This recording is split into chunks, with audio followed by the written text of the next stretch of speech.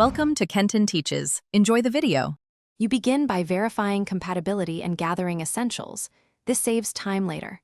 Power the Matter Spark 4 and place it within 5 meters of your router. Open the companion app, sign into your account, and select Add Device. When prompted, choose the Matter Spark 4 from the device list and either scan the QR or enter the serial manually.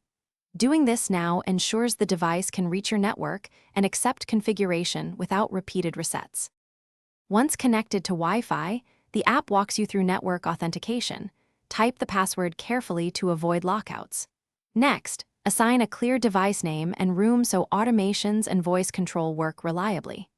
Configure permissions for users and schedules, then link any third-party services, voice assistants, or cloud integrations, using secure tokens the app requests. Make sure to accept any firmware update prompts. Updating now prevents incompatibilities and adds important security fixes before you automate behaviors. To finish, run the built-in device test and verify firmware is up to date. This confirms correct operation. Create a basic automation, like a scheduled on/off or a voice command, to validate end-to-end control and responsiveness.